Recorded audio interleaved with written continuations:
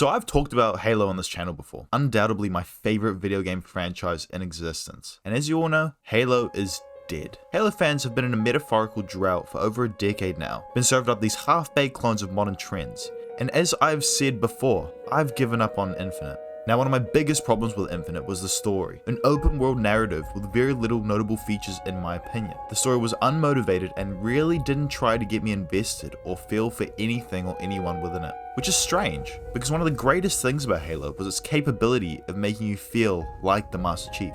The Covenant calling you demon, how every marine you walk past gawks at you incandescently. Even the environment of the earlier Halos is so well designed, it actually feels like you're walking through the ruins of a great civilization dating hundreds of thousands of years. But could I let you in on a little secret, just between us, as friends? The Halo game that really got me hooked and invested in the story wasn't one of the big three of the Halo trilogy. This was one where you played as nobody. Just want to let you know, only you. Yeah, I'm talking exactly to you right now, that I have opened up a Patreon. And if you're an absolute baddie that wants to help Garlos out, link will be in the pinned comment. Just be aware that there are no benefits at the moment. I have some in mind, and they're in the works, but I do not have enough time to get them set up before this video comes out. And seriously, you do not have to donate. Just liking, commenting, and watching the full video is above and beyond. Maybe even subscribing to ? I also have a Twitch that is barren but follow for future content, and a Twitter. Now, for a limited time, for exactly 1 week from when this video goes out, if you DM me on Twitter and ask, I will be sending free feet pics. Links to all these will be in the pinned comment. Now I'll let you get back to it. I love you. And what Reach succeeds in doing is playing to its strengths. Up until this point of the Halo story, we have only played as the Master Chief. And don't get me wrong, I love the dude to death. He's pretty cool. Fought the Flood and a couple Prophets. That's impressive, don't get me wrong. Halo Reach was the first game. Oh, wait, fuck. Second Halo game. Third game to take you from the point of view of Mr. Halo himself. And god damn did it do a good job. The general theme of Reach is nihilistic as fuck. Humanity lost on Reach, and it lost hard. But what's one of the best things about making a side story? Every character is original. It can have whatever story the writer wants. Who's to say otherwise if it doesn't affect the main storyline of the franchise? A problem that many franchises face, I find, is keeping known and beloved characters true to their lore. Joel in the new Last of Us show. We know Joel. If the show doesn't show off his character, at least heavily based on the game, I'm gonna freak. God, I hope we see a golf club cameo. Point is, Joel is already a beloved character, so to see an interpretation of him that does his base character dirty would be a massive upset. Same as Chief, there is standards for already loved characters. In Reach, Noble Six has no history, no limits that force him to act a certain way. He even dies at the end. MIA. Along with this, Reach creates a world that is fucking grim, dude. Every win is met with a setback. Every single time Noble Team and the UNSC forces on Reach just inch out of victory against the Covenant, you get reminded how just absolutely outmatched you are against these cunts. And what makes this story more compelling is that not only is the world of Reach losing, Noble Team is losing. George, kaboom! Pat, the things I'd let her do. Carter, oh my sweet boy. And Emil, the sexiest masked character in fiction. Each death feels like a catastrophic loss, not only to the team, but to humanity. Each of these characters was a part of a dam preventing the unstoppable tide of the Covenant from converging on the rest of humanity. Which brings me to how the cutscenes of Reach really do tell a story. A beautiful, tragic story, starting with Six's introduction, the banter between members, the tension when Noble Six is first introduced to the team, how there are looks of judgment and even little quips thrown around from some of the team members. But as the story progresses, you become a part of Noble Team, being with George during this personal moment that I always thought was kind of cool to see how the Spartans thought of Halsey as a, mum. And those cutscenes do a really good job of showing how bad it's going too. After liberating Sword Base, the first time you watch that epic scene of the Covenant ship being shot down, a false sense of hope is what I like to call this. The appearance of the Covenant been on the run, and humanity been on the home stretch for the first half of the game, is going pretty well. This comes to a grinding halt on the mission Long Night of Solace, where you quite literally take the fight to the invaders, heading out to space to meet the Covenant head on, with George of course. And dude, you are so cool. You fight your way through the carrier with these unnamed Marines, who were always my favorite. I would like to point out just following 2 Spartans into a capital ship is pretty freaking cool.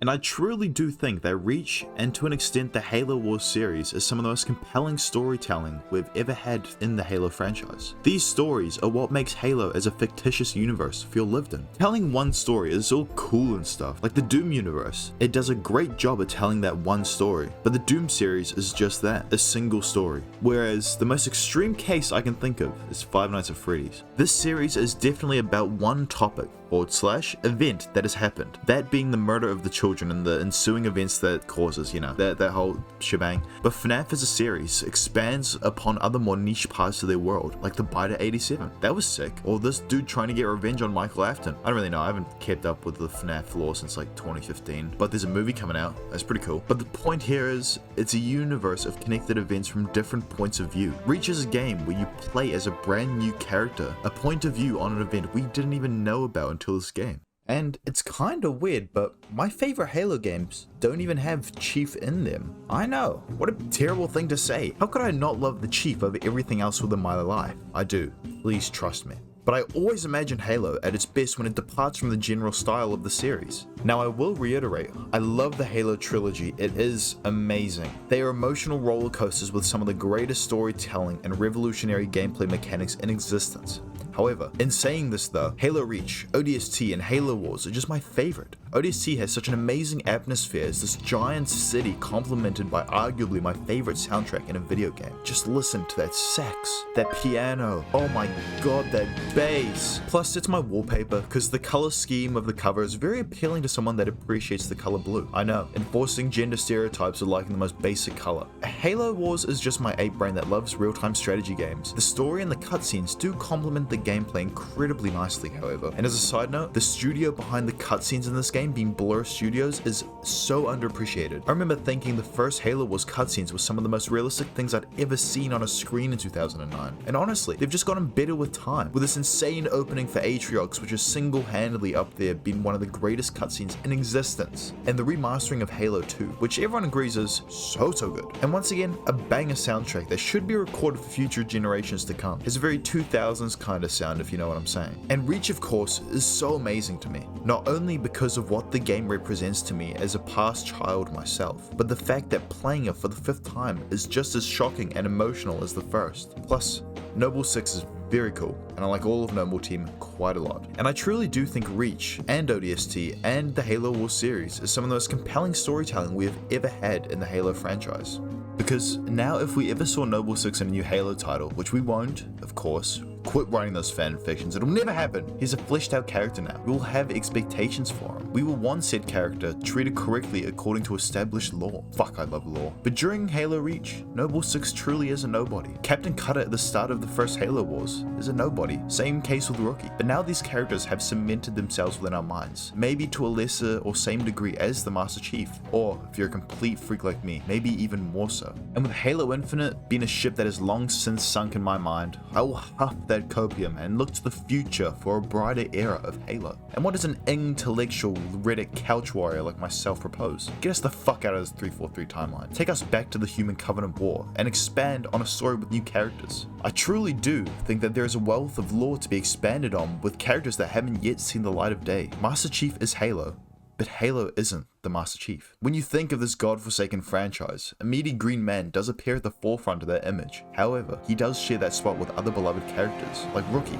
Noble 6, Red Team, the Arbiter, and so on. What I truly do think would be a breath of fresh air within the Halo universe would be more stories. Let me be nobody. Give us new characters to learn and come to love. It's clear that it works as with Halo Reach.